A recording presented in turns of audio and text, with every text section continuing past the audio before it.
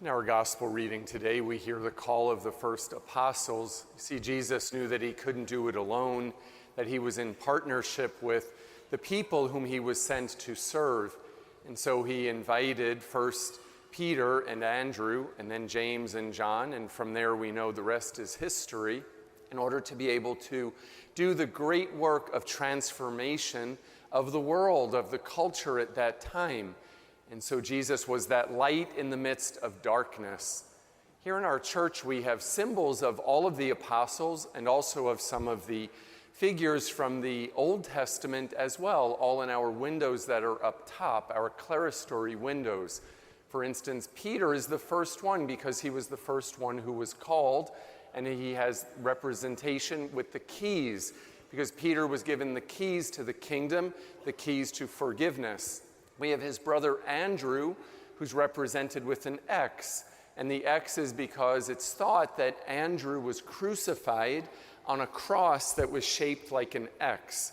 So a very, very painful type of death. Crucifixion in general was painful, but to be crucified on a cross like that would be even more uncomfortable and more difficult. Then we have the other two brothers who are called. We have James, who's represented with the seashells. And he's represented with the shells because he was a fisherman. He would have walked the shore and would have seen all of the shells there. Also represented because he went on a pilgrimage, or he went to Spain, it's thought, there to a place called Santiago de Compostela. And along that way, when he arrived there in Compostela, it was a long journey. He would have used a shell in order to have as an eating utensil, or to drink from, to eat from, to have as a bowl. If you ever make that particular pilgrimage or journey, you'll notice that there's shells in many different places along the way representing St. James. And finally, John is John the Evangelist. He's represented by a cup or a chalice because at the Last Supper, it's said that Jesus asked the apostles, can you drink of this cup? And John was able to respond to that, includes that as well in his scriptures. So we have really a good representation. Those are just the first four who were called. I always love this story because there was an incredible sense of immediacy when Jesus called the first apostles. Notice how they had an encounter with Christ and he invited them into a whole new life. They may have left their homes that morning. They didn't know what was going to happen. But Jesus said, "Come and follow me." They dropped everything immediately and followed him. So their lives were changed forever. Now I'm especially intrigued by James and John because of the fact they were fishing with their father. And so they were there having a nice afternoon fishing with Dad. It was part of their probably family business. And Jesus came up and invited James and John, and it said that they left immediately, leaving their father in the boat. So poor dear old Dad got left behind, and they said, we're going to follow Jesus now because we know that he represents the way, the truth, and the life.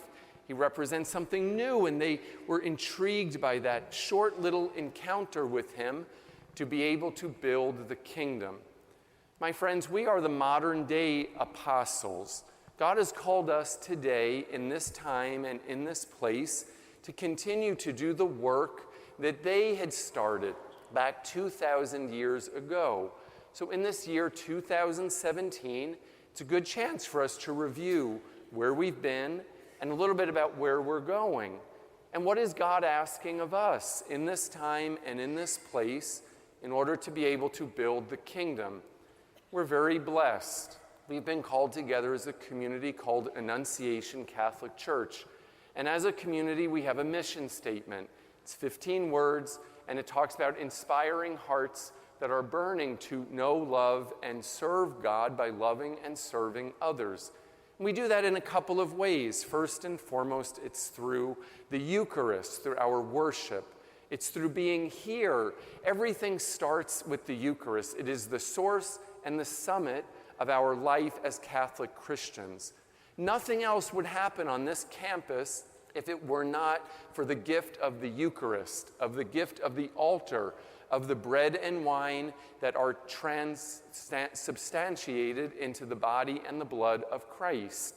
So we celebrate that by coming together in our worship. As we hear in the gospel today, what did Jesus do? He went and taught all over Galilee, in their synagogues, in their homes, in their villages, in their towns. And he taught about the faith, and that's what we do. That's what we're called to do. All of us are called to be teachers and evangelizers. But in order to do that, we have to be formed. And we're formed from the very young age. From the moment that we come into the family, we are formed in the gift of our faith. You know, Jesus may have been schooled in the synagogue, but he also had a school in Nazareth there with Mary and Joseph. So the family and family life is critical in who we are as Catholic Christians. We are in partnership with you as the families of our parish. Whether you are a family of 1 or a family of 19, it does not matter. We're in partnership here together in the gift of formation. We're also inspired to serve, and through outreach. We do outreach, and we also are called to do inreach, which means we take care of our own family, but then we also share our resources with others. And so we do that not because it makes us feel good, but it's because that's what God has asked us to do, and that is to share. As we look to the future, I really see some opportunity with outreach, maybe in an international kind of way. We were very successful with our boxes of joy this year. They went to Haiti, Dominican Republic, Guatemala. I think it was a good opportunity for us to be aware that not everybody lives the same way that we do. So going forward, we'll see what kind of opportunities there may be. And we have the great gift of community. That's a fellowship of being together as a family. One of the ways that we've tried to increase community over these last years is really looking at people getting together who have like interests, or maybe at a like age group. For instance, our seniors ministry has done really well. We do these lunch and learns a couple times a year. There's one this week on getting healthy for 2017. And people come for lunch and then have a good discussion afterward. We have the divorced and separated group, because people experiencing similar pain are also in need of healing. So they have something in common. We have the widows group. This afternoon they're going up to Mount Dora to a play. Going to have some great community. They do some spiritual activities. I see them over at Habaneros on Thursday evening sipping margaritas. Now I'm assuming that they're praying before they're sipping the margaritas, but nice for them to be together. We also are looking maybe at a widowers group. If we're going to take care of the ladies, well, let's also take care of the gentlemen. If you have any interest, let me know. We can try to form something where you also may have the opportunity to have fellowship and bonding. So community is very important. And we do these things because of your generosity. We're able to continue the programs that we have and function to operate on an annual basis because of your goodness. And I thank you for that. From the bottom of my heart, I thank you for your great stewardship and for the sharing that you give. Specifically, our primary source of revenue is the offertory collection, and that helps with the operating expenses of our parish.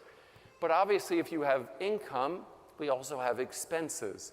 And big parish, we have 3,800 families, also means big expenses. So what comes in also goes out.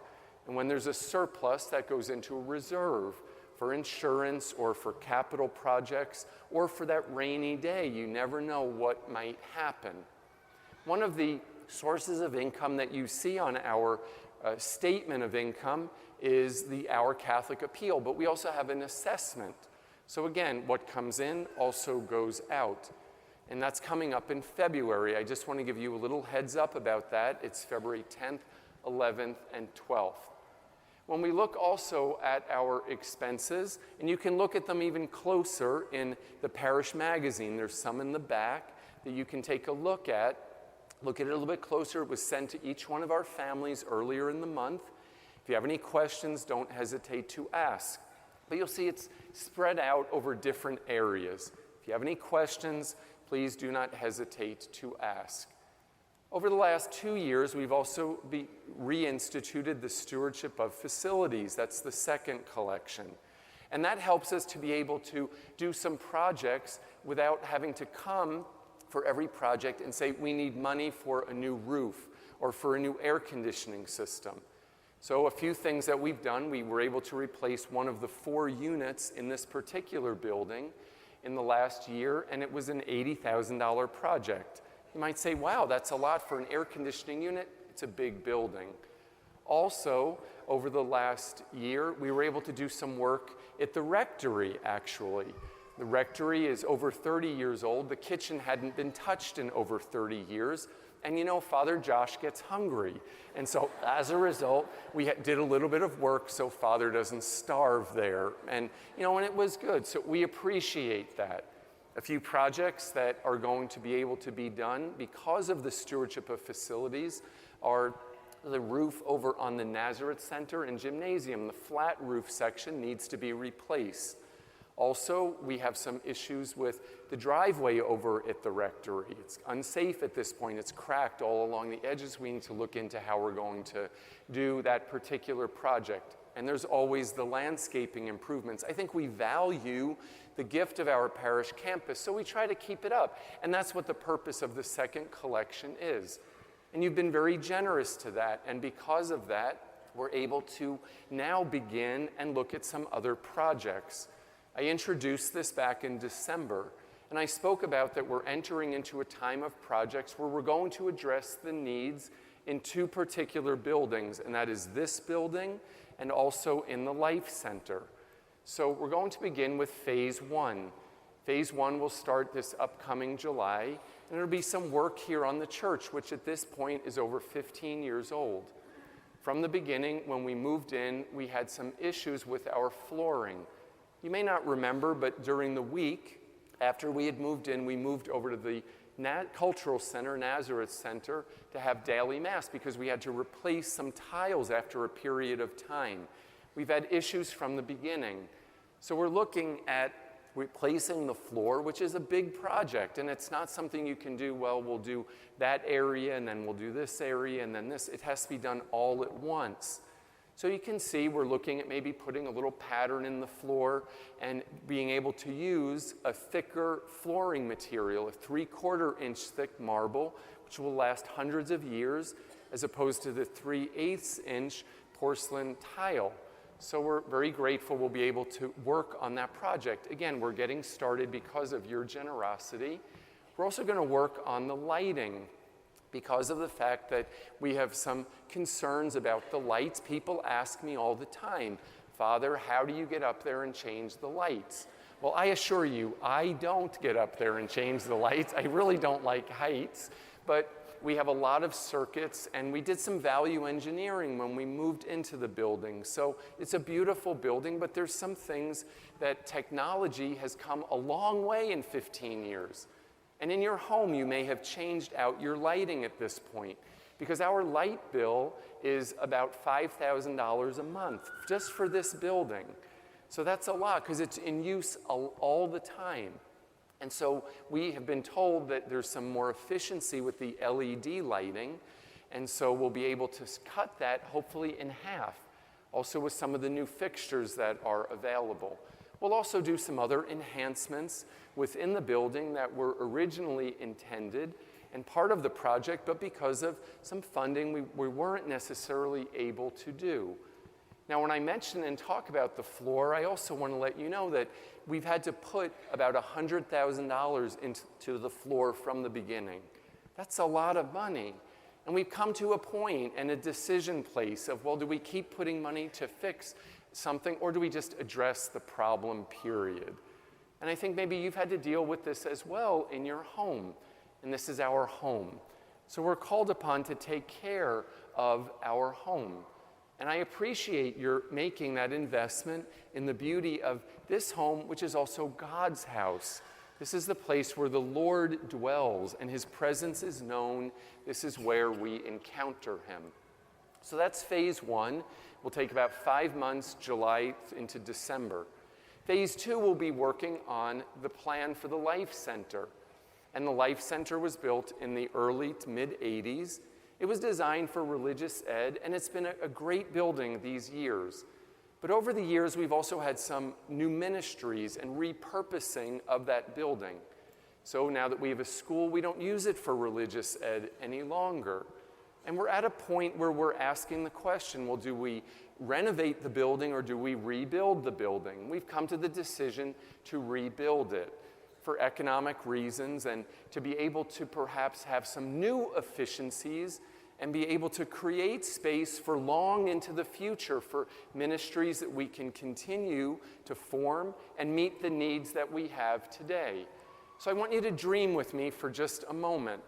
Dream with me about where this building could go and what could we do within this building.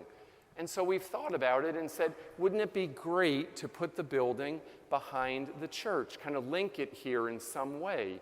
And this is just a conceptual, very, very general. We have no pictures to show you yet. We have not gotten to that point.